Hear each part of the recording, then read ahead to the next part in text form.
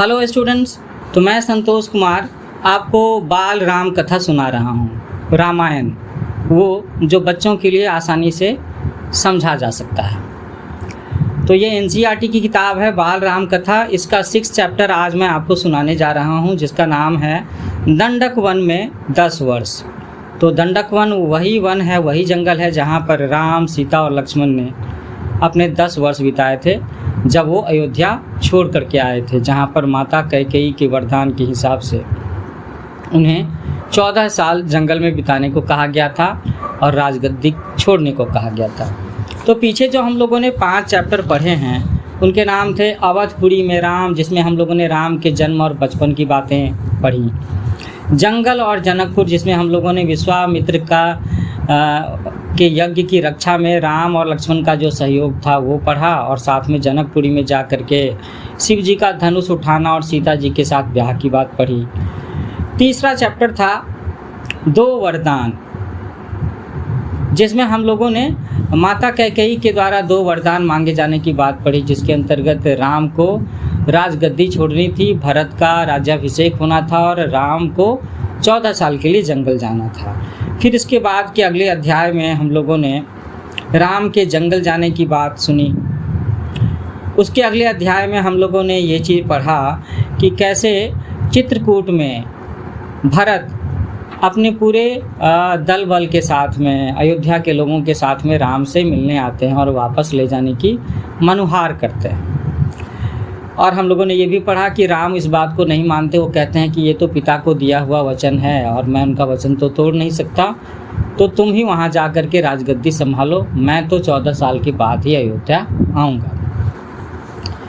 तो अब आगे भरत अयोध्या लौट चुके थे, नगरवासी भी लौट चुके थे, सेना धूल उड़ाती हुई वापस जा चुकी थी, कोलाहल शोर थम गया था। 2 दिन के बाद चित्रकूट की परिचित शांति लौट आई थी, जो पहले भी वहाँ हुआ करती थी। पक्षियों की चहचहाट फिर सुनाई पड़ने लगी थी, हिरन कुलांचे भरते हुए बाहर निकल आए थे।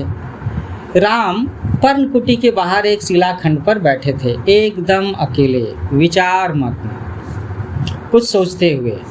चित्रकूट अयोध्या से केवल 4 दिन की दूरी पर था। तो देखो बच्चों, कैसी बात है कि उस समय लोग ऐसा नहीं कहते थे कि भाई मोटरसाइकिल से जाओगे तो इतना घंटा लगेगा, बस से इतने घंटे, रेलगाड़ी से इतने घंटे और बाई एयर इतने कम घंटे।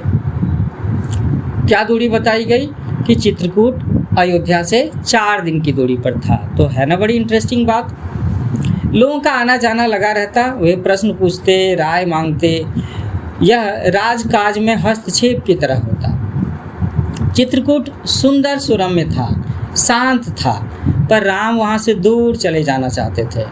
उन्होंने मन बना लिया कि भाई चित्रकूट में ठहरना नहीं है, चित्रकूट में हम ज़्यादा दिनों तक नहीं रह सकते, क्योंकि यहाँ से तो अयोध्या नज़दीक है और अक्सर कोई ना कोई आता जाता रहता है, तो राम को भी जन्मभूमि की याद आती रहेगी, एक अटैचमेंट रहेगा, लगाव सा रहेगा।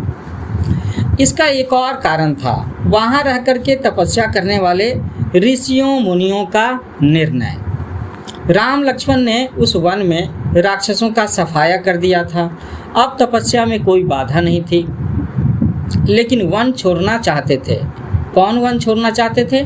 सारे के सारे मुनिगण उस जंगल को छोड़ना चाहते थे। कुछ राक्षस मायावी थे, जब तब आ धमकते थे और यज्ञ में बाधा डालते थे, तो इस चीज़ का डर थोड़ा सा बना रहता था। तीनों वनवासी मुनि अत्रि से विदा लेकर के चल पड़े। कहाँ चल पड़े? दंडक वन की ओर चल पड़े। चित्रकूट छोड़ दिया उन्होंने। दंडकारण्य घना था। दंडकारण्य शब्द क्या है? ये संधि विच्छेद करके देखोगे तो दंडक और अरण्य, अरण्य का मतलब होता है जंगल। पशु पक्षियों और वनस्पतियों से परिपूर्ण इस वन में अनेक तपस्वियों के आश्रम थे, लेकिन राक्षस भी कम नहीं थे। वे ऋषि मुनियों को कष्ट देते थे, अनुष्ठानों में विघ्न टालकर। राम को देख करके ये सारे के सारे मुनिगण बहुत प्रसन्न हुए कि चलो अब कोई आ गया जो हमारी रक्षा करेगा राक्षसों से। मुनियों ने राम का स्वागत करते हुए कहा कि आप इन दुष्ट मायावी राक्षसों से हमारी रक्षा करें, आश्रमों को अपवित्र होने से बचाएं। सीता दैत्यों के संहार के संबंध में दूसरी तरह से सोच रही थी। वे चाहती थी कि राम अकारण राक्षसों का वध न करें। इतना कोमल हृदय, इतना दयालु हृदय था उनका। उन्हें ना मारें, जिन्होंने इनका कोई अहित नहीं किया है उन्हें ना मारा जाए। राम ने सीता जी को समझाया कि सीते, राक्षसों का विनाश ही उचित है, वे मायावी हैं, मुनियों को कष्ट पहुंचाते हैं, इसीलिए मैंने ऋषियों की रक्षा की प्रतिज्ञा की है, ऐसे समझाया। राम, लक्ष्मण और सीता दंडकारण्य में 10 वर्ष रहे। बहुत सारे बच्चे ऐसा सोचते होंगे कि शायद ये जो राम, लक्ष्मण, सीता को वनवास पर भेजा गया तो ये 14 के 14 साल रावण के साथ में लड़ते हुए बीता होगा, या 14 साल वहीं पर बिताया होगा इन्होंने। ऐसा कुछ नहीं है, 10 साल इन लोगों ने दंडकारण्य में बिताया। स्थान और आश्रम बदलते हुए वे क्षरभंग मुनि के आश्रम में पहुँचे। आश्रम में बहुत कम तपस्वी बचे थे, सभी निराश थे। उन्होंने राम को हड्डियों का ढेर दिखा करके कहा कि राजकुमार, ये ऋषियों के कंकाल हैं, इनके जिन्हें राक्षसों ने मार डाला, तो अब यहाँ रहना असंभव है। तो क्षरभंग मुनि के आश्रम में जो मुनि थे वो इस तरीके से बड़े निराश थे। सुतीक्ष्ण मुनि ने भी राम को राक्षसों के अत्याचार की कहानी सुनाई। मुनि ने ही राम को अगस्त्य ऋषि से भेंट करने की सलाह दी। विंध्याचल पार करने वाले वह पहले ऋषि थे, अगस्त्य ऋषि। मुनि ने राम को गोदावरी नदी के तट पर जाने को कहा। उस स्थान का नाम था पंचवटी। वनवास का शेष समय दोनों राजकुमारों और सीता ने वहीं बिताया। पंचवटी के मार्ग में राम को एक विशालकाय गिद्ध मिला। गिद्ध का नाम था जटायु। सीता उसका स्वरूप देख करके डर गई। लक्ष्मण ने उसे मायावी राक्षस समझ लिया था। उन्होंने धनुष उठा लिया था और जटायु ने कहा कि हे राजन, मुझसे डरो मत, मैं तुम्हारे पिता का मित्र हूँ, दोस्त हूँ, वन में तुम्हारी सहायता करूँगा। आप दोनों बाहर जाएंगे तो सीता की रक्षा करूँगा। तो राम ने इस बात के लिए जटायु को धन्यवाद दिया और उन्हें प्रणाम करके वे आगे बढ़ गए। पंचवटी में लक्ष्मण ने बड़ी सुंदर कुटिया बनाई, मिट्टी की दीवारें खड़ी की, बांस के खंभे लगाए, कुश और पत्तों से छप्पर डाला। कुटिया ने उस मनोरम पंचवटी को और सुंदर बना दिया। कुटी के आसपास पुष्प लताएं थी, हिरन घूमते थे, मोर नाचते थे। इसी बीच राम राक्षसों का निरंतर संहार करते रहे। वे जब भी आश्रमों पर आक्रमण करते, राम लक्ष्मण उन्हें मार देते। उन्होंने सीता को पकड़ लेने वाले राक्षस विराध को मारा, है ना। एक राक्षस था विराध, जिसने कभी सीता को पकड़ने की कोशिश की थी। वन से राक्षसों का अस्तित्व लगभग मिटा दिया। तपस्वी शांति से तप करने लगे। अब एक दिन की बात है कि राम, लक्ष्मण और सीता कुटी के बाहर बैठे हुए थे, लता कुंजों को निहारते हुए। लता क्या होती है? वही जो बेलें फूल पौधों की जो पेड़ों पर चढ़ जाते हैं, है ना। तो ये पौधों को देख रहे थे, उनकी सौंदर्य पर मुग्ध हो रहे थे। तभी लंका के राजा रावण की बहन शूर्पनखा वहाँ पर आई। क्या नाम है? शूर्पनखा। ये भी संधि है, शूर्पनखा। राम को देख करके वह उन पर मोहित हो गई। उसने स्वयं को पानी में देखा कि अरे, मेरा चेहरा कितना विकृत है, मुंह पर झुर्रियाँ हैं। वह बूढ़ी थी पर राम के मोह में आसक्त थी। तो शूर्पनखा राम को पाना चाहती थी। उसने माया से एक सुंदर स्त्री का रूप बना लिया, माया से, जादू से। शूर्पनखा राम के पास आई और उनसे बोली कि हे रूपराज, मैं तुम्हें नहीं जानती, पर मैं तुमसे विवाह करना चाहती हूँ। तुम मेरी इच्छा पूरी करो और मुझे अपनी पत्नी स्वीकार करो। राम ने मुस्कुरा करके लक्ष्मण की ओर देखा और अपना परिचय दिया। सीता की ओर संकेत करते हुए कहा कि ये मेरी पत्नी हैं, मेरा विवाह हो चुका है। राम शूर्पनखा को असल में पहचान गए थे, फिर भी उन्होंने उसका परिचय पूछा और शूर्पनखा ने झूठ नहीं बोला, सच सच बताया कि वह रावण और कुंभकर्ण की बहन है और शी इज स्टिल अनमैरिड, अविवाहित है। राम के मना करने के बाद वह लक्ष्मण के पास गई। लक्ष्मण ने कहा कि मेरे पास आने से तुम्हें कुछ नहीं मिलेगा देवी, मैं तो राम का दास हूँ, नौकर हूँ। मुझसे विवाह करके तुम दासी बन जाओगी। लक्ष्मण ने शूर्पणखा को पुनः राम के पास भेज दिया। दोनों भाइयों के लिए यह खेल हो गया। शूर्पणखा उनके बीच में भागते रही। क्रोध में आकर के उसने सीता पर झपट्टा मारा और सोचा कि राम इसी के कारण विवाह नहीं कर रहे हैं, तो लक्ष्मण तत्काल उठ खड़े हुए। उन्होंने तलवार खींची और उसके नाक कान काट लिए। तो खून से लथपथ शूर्पणखा वहाँ से रोती बिलखती भागी और अपने भाई खर और दूषण के पास में। वे उसके सौतेले भाई थे, है ना।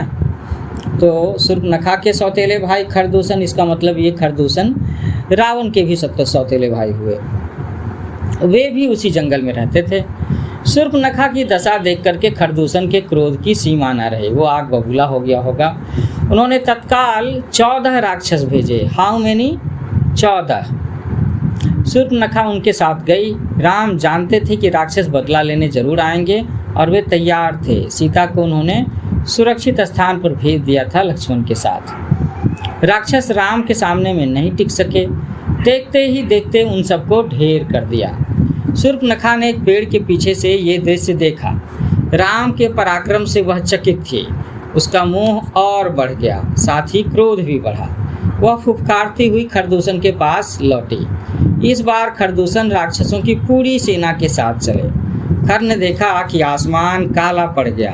घोड़े स्वयं धरती पर गिर करके मर गए। आकाश में गिद्ध मंडराने लगे। तो ये सब के सब अमंगल के संकेत थे कि कुछ अशुभ होने वाला है। लेकिन वो रुका नहीं, आगे बढ़ता गया। फिर घमासान युद्ध हुआ और अंत में विजय राम की हुई। खरदूषण समेत उसकी पूरी सेना धराशायी हो गई।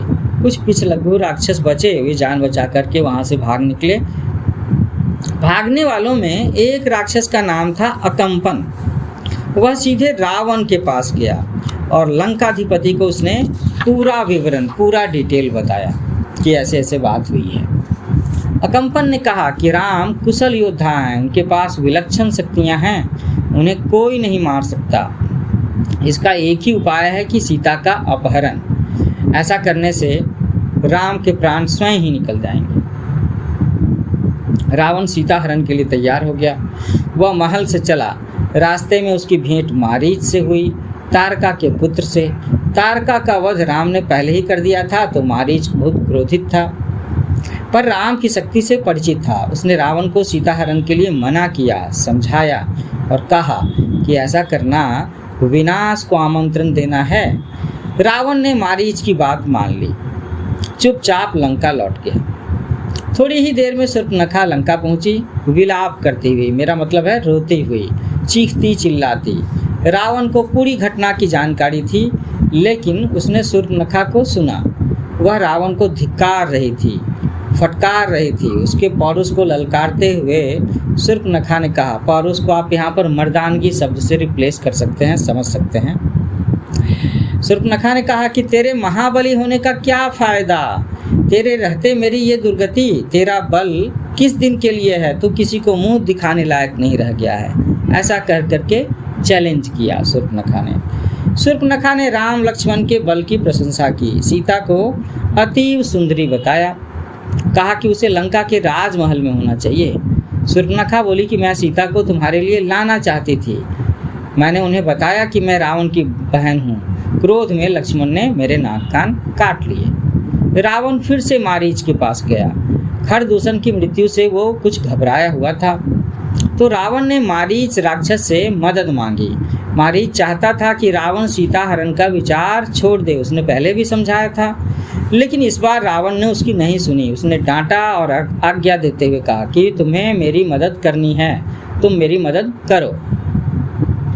मारीच जानता था कि दोबारा राम के सामने पर पड़ने पर वह मारा जाएगा, बचेगा नहीं, राम उसे छोड़ेंगे नहीं।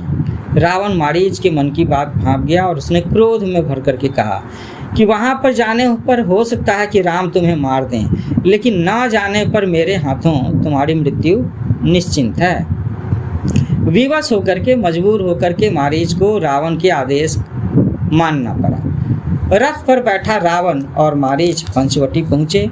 कुटी के निकट आकर के मायावी मारीच ने सोने के हिरण का रूप धारण कर लिया। कुटी के आसपास घूमने लगा। कुटी का मतलब है कुटिया, झोपड़ी। रावण एक पेड़ के पीछे छिपा था। उसने तपस्वी का वेश धारण कर लिया था। तपस्वी जैसा वेश राम का था, लक्ष्मण का था। सीता उस समय हिरण पर मुग्ध हो गई, बिल्कुल मोहित हो गई। उन्होंने राम से उसे पकड़ने को कहा। राम को हिरण पर संदेह था कि वन में सोने का ही हिरण कहाँ से आ सकता है। लक्ष्मण बड़े भाई की बात से सहमत थे कि भाई इस जंगल में सोने का मृग, सोने का हिरण कहाँ से आ जाएगा। पर सीता के आग्रह के आगे उनकी एक न चली और सीता की खुशी के लिए राम हिरण के पीछे चले गए। उन्होंने सोचा कि वन में इतने समय के प्रवास के दौरान सीता ने कभी भी कुछ नहीं मांगा, बिल्कुल तपस्वियों का जीवन जी रही हैं वो हमारे साथ में, तो उनकी ये एक इच्छा तो अवश्य ही पूरी कर देनी चाहिए। कुटी से निकलते समय राम ने लक्ष्मण को बुलाया, सीता की रक्षा करने का आदेश दिया और कहा कि मेरे लौटने तक तुम उन्हें अकेला मत छोड़ना। लक्ष्मण ने सिर झुका करके उनकी आज्ञा स्वीकार कर ली। अब सीता कुटी में थी, लक्ष्मण धनुष लेकर के बाहर खड़े हो गए। तो स्टूडेंट्स, ये चैप्टर यहाँ पर ही मैं रोकता हूँ। इसके बाद अगला चैप्टर हम लोग फिर से पढ़ेंगे। आज के चैप्टर का नाम था दंडक वन में 10 वर्ष, और अगले चैप्टर में हम लोग कंटिन्यू करेंगे कि कैसे इस सोने के हिरण के कारण, है ना, सीता जी को सोने का हिरण चाहिए था और राम उसे लाने गए, और इस चक्कर में किस तरीके से रावण धोखे से आकर के सीता जी का अपहरण कर लेता है, किडनैप कर लेता है। तो स्टूडेंट्स, मेरा चैनल है न्यू एज कोचिंग। आगे भी मैं आपके लिए बाल राम कथा के बाद में महाभारत, गौतम बुद्ध की जीवनी और गीता के उपदेश, इस तरह की चीज़ें भी लेकर के आता रहूँगा। आप मेरे चैनल को लाइक करो, शेयर करो, सब्सक्राइब करो, कमेंट ज़रूर डालो, है ना।